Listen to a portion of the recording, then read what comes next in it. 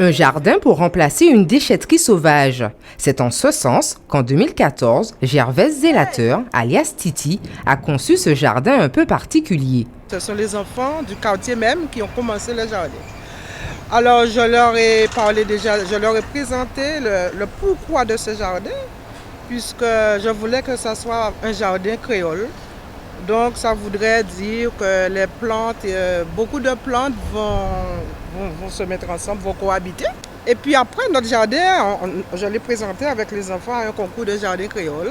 Nous avons remporté le prix de la biodiversité parce que notre jardin avait ramené beaucoup d'insectes qui sont en voie de disparition et les insectes sont revenus cette année-là. Qu'elles soient sauvages comme la marguerite ou domestiquées comme le gros thym, les plantes possèdent des vertus souvent insoupçonnées. Alors, toutes les plantes qui sont dans ce jardin-là et toutes les plantes qui nous entourent, c'est qu'on ne les connaît pas vraiment, mais toutes les plantes ont leurs vertus et ont leur utilisation dans notre vie quotidienne.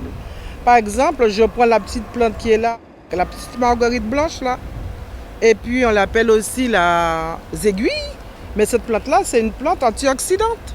Donc, on peut la consommer normalement à la place des épinards avec notre riz parce que ça vous apporte des vertus, ça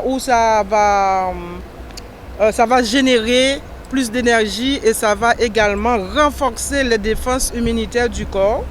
Donc, on sera plus résistant aux microbes. Le doliprane maintenant, souvent on le confond avec le gros-thym. C'est seulement quand on va toucher la feuille, à la texture de la feuille, on voit bien que entre cette feuille-là et la feuille de gros-thym, il y a quand même une différence parce que le gros-thym se casse facilement alors que cette feuille-là, elle est plus résistante. Et les utilisations ne sont pas non plus les mêmes parce que pour le doliprane, on va le consommer pour traiter un mal de tête, tandis que le gros-thym, c'est une plante chauffante quand vous avez un gros rhume, quand vous avez un refroidissement. Vous allez faire un thé en associant la citronnelle avec.